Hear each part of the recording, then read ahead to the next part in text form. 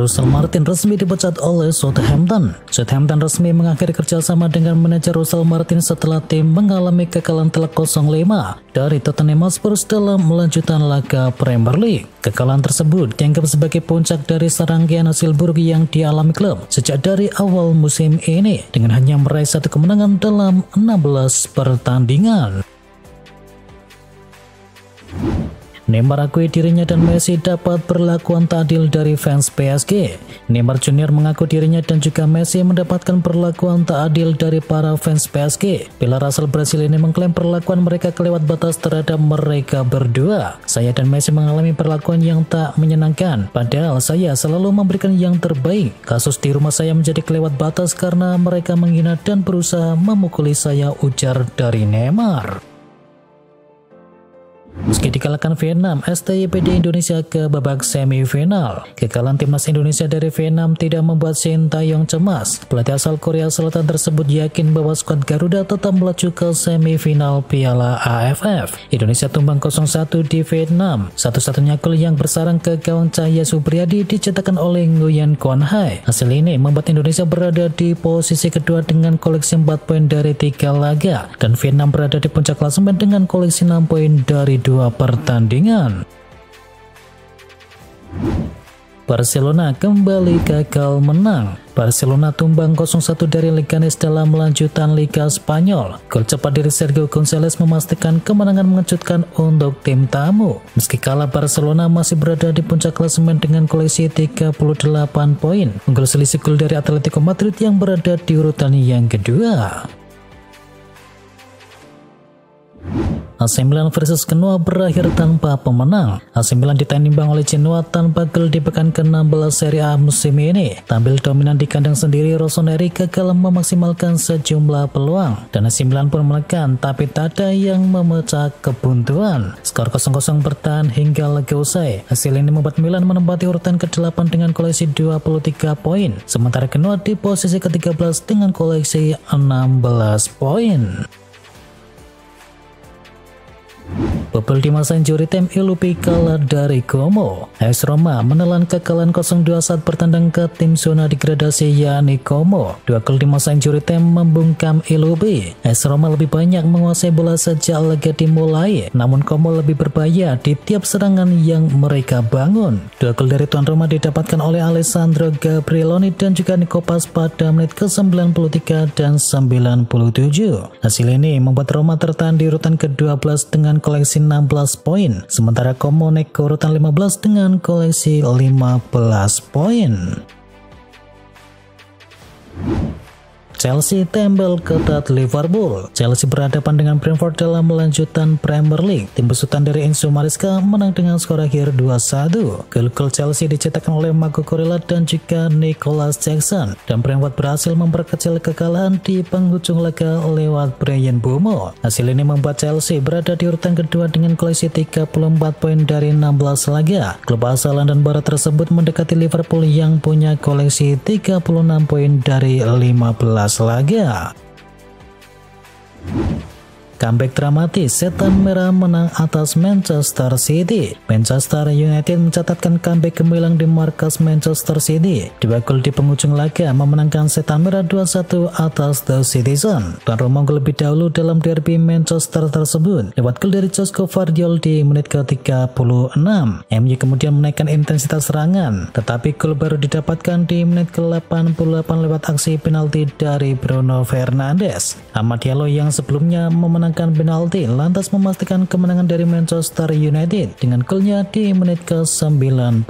MU pun kini menempati posisi ke-12 dengan koleksi 22 poin, sementara Manchester City kian tercecer dari persaingan juara. Pasukan dari Pep Guardiola kini di urutan kelima dengan koleksi 27 poin.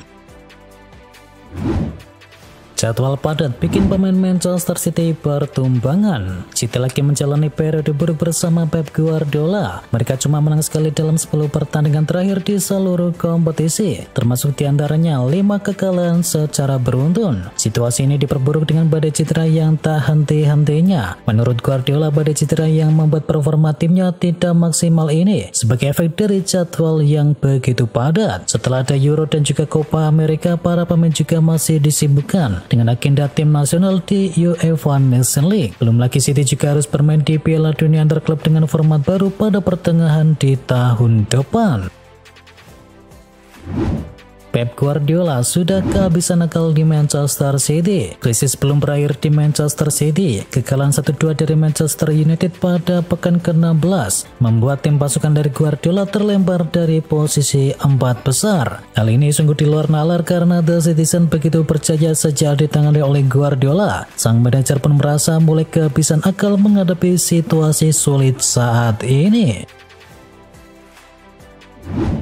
Chelsea jadi penantang gelar juara Premier League. Enzo Maresca tetap berusaha untuk tetap tenang dalam persaingan gelar juara Liga Inggris musim ini. Meskipun Chelsea kini hanya berjarak 2 poin dari Liverpool. Maresca bersikeras bahwa timnya belum siap untuk bisa memperebutkan gelar juara. Dan meskipun telah meraih 5 kemenangan secara beruntun, ia masih percaya bahwa masih ada beberapa hal yang harus dibenahi.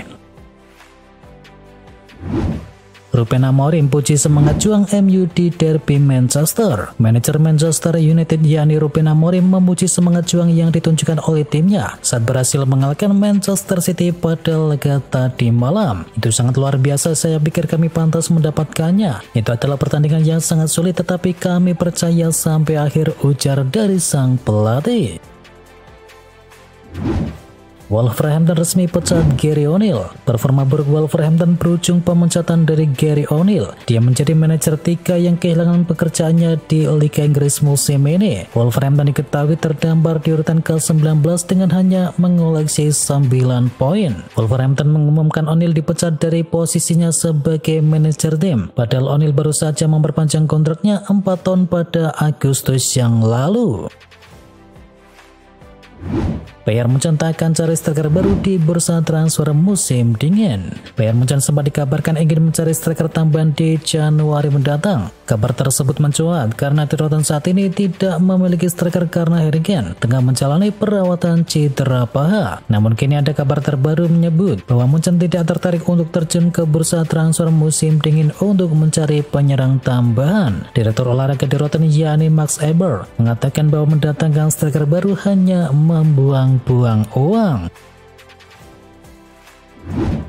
Belum setahun bergabung, Kieran Dewsbury Hall masuk dalam transfer Chelsea. Petualangan Kieran Dewsbury Hall bersama Chelsea nampaknya akan berakhir dalam waktu yang dekat. Menurut laporan dari media Inggris, Dewsbury Hall menjadi salah satu nama yang masuk ke dalam daftar transfer tebus pada bursa transfer musim dingin. Dewsbury Hall didatangkan dari Leicester City seharga 30 juta euro. Akan tetapi ia kesulitan mendapatkan menit bermain secara reguler dan lebih sering tampil di UEFA Conference League bersama tim lapis yang kedua.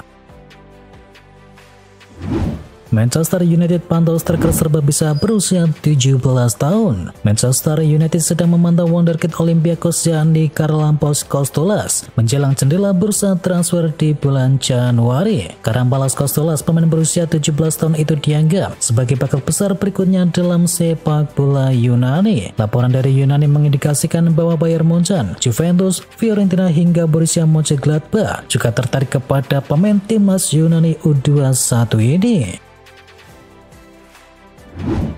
Atletico Madrid targetkan 2 pemain Liverpool. Atletico Madrid dikabarkan tengah mengincar servis 2 pemain Liverpool untuk bisa didatangkan di bursa transfer mendatang. Mereka adalah striker Darwin Núñez dan juga defender Kostas Tsimikas. Meski sang striker telah menunjukkan penampilan yang brilian, masa baktinya di Inggris kebanyakan diisi oleh penyelesaian akhir yang sia-sia. Kabar terkini yang dilansir dari Sport Illustrated mengungkapkan bahwa Liverpool akan memiliki kesempatan untuk bisa melepas Núñez.